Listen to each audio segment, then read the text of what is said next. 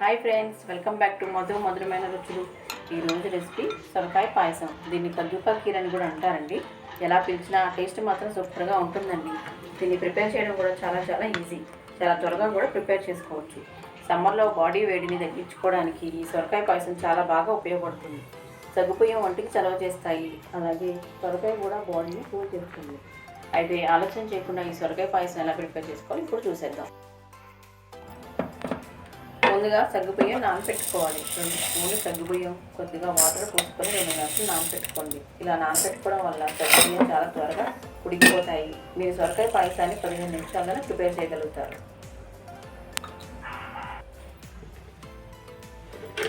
నేను 200 గ్రాముల బరువు ఉన్న సొరకాయ ముక్కలు తీసుకున్నానండి. దీన్ని పీల్ చేసి మధ్యలో ఉన్న వైట్ మొత్తం తీసేసి సొరకాయను తురుముకొని ఉంచుకోవాలి.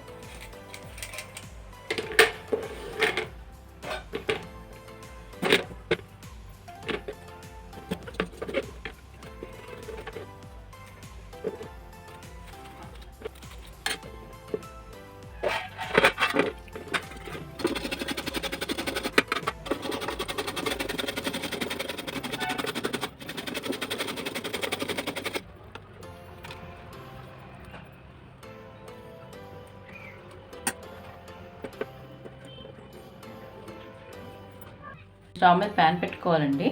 ఏదైనా మందంగా ఉన్న నాన్ స్టిక్ కానీ ఏదైనా దలసరిగా ఉన్న ప్యాన్ లాంటిది ఏదైనా సరే పెట్టుకోవచ్చండి. ఇప్పుడు 2 లేదా 3 స్పూన్లు గీ వేసుకోవాలి.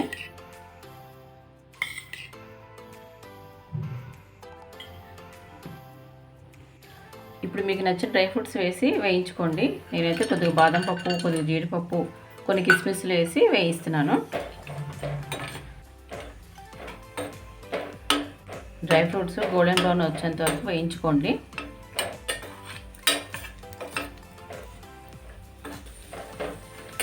జీడిపప్పు, బాదం పప్పు వేగిపోయిందండి.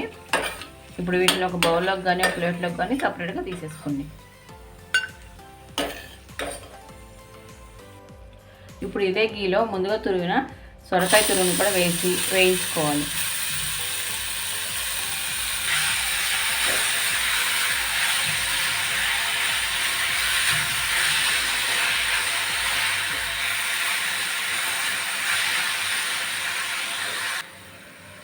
సొరకాయ తురుమును గీలో ఒక 5 మినిట్స్ వేయించుకోవాలండి.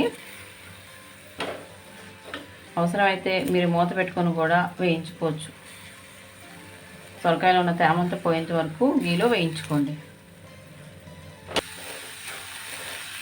సొరకాయ కాస్త మగ్గిందండి, గీలో కూడా బాగా వేగింది. ఇప్పుడు ఇందులో ఒక గ్లాసు చిక్కటి పాలు పోసుకోవాలండి. గ్లాసు అంటే నేను 1/2 లీటర్ పాలు పోసుకున్నానండి. ఈ పాలు మరిగే టైంలో మనం ముందుగా నానబెట్టుకున్న సగ్గుబియ్యాన్ని కూడా వేసుకోవాలి. పాలు వేడి మరిగే టైంలో వేసుకోవాలి. పాలు మరుగుతున్నాయండి. ఇప్పుడు ముందుగా నానబెట్టుకున్న సగ్గుబియ్యం కూడా వేసుకుందాం.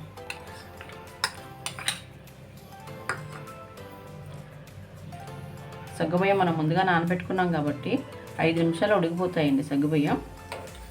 సొరకాయ కూడాను లేత సొరకాయ తీసుకోండి, చాలా ఇందాక గీలో సొరకాయని 5 నిమిషాలు వేయించుకున్నాం కదండి, అక్కడ కొద్దిగా మగ్గింది సొరకాయ. ఇప్పుడు పాలలో 5 నిమిషాలు ఉడికించుకుంటే సొరకాయ కూడా తొందరగా ఉడికిపోతుంది. 5 నిమిషాలు ఉడికించుకోండి. మధ్య మధ్యలో కలుపుతూ ఉండండి, పాలు పొంగిపోకుండా అడుగు పట్టకుండా ఉంటుంది.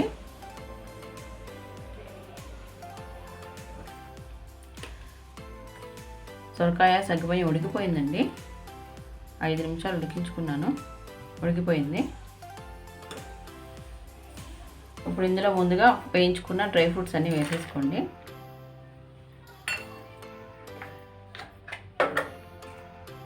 ఒక 1/2 స్పూను ఇలాచీ పౌడర్ వేసుకోవాలి. ఒకసారి అంతా కలుపుకోండి. ఇప్పుడు షుగర్ వేసుకోవాలండి. నేను ఇదే కప్పుతో ఫుల్గా 1 కప్పు సొరకాయ తురుము తీసుకున్నానండి. ఇదే కప్తో 1/2 కప్పు షుగర్ వేసుకుంటున్నాను. 1/2 కప్పు వేస్తే షుగర్ సరిపోతుందండి. మీకు ఏమైనా కొద్దిగా స్వీట్ ఎక్స్ట్రా కావాలంటే ఒకసారి టేస్ట్ చేసి కావాలంటే కొద్దిగా 2-3 స్పూన్లు ఎక్స్ట్రా వేసుకోండి. షుగర్ అంతా బాగా కరిగే వరకు పాలలో మరిగించుకోండి.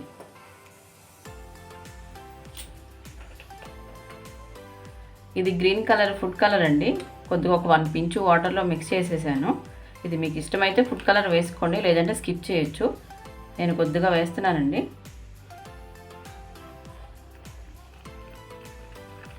అంతా బాగా కలుపుకోవాలి. పంచదార మొత్తం పాలల్లో కలిసిపోయేటట్టుగా 2 నిమిషాలు ఉడికించుకోండి. పంచదార అంతా పాలలో కలిసిపోయిందండి. ఒక 2 నిమిషాలు ఉడికించుకున్నాను.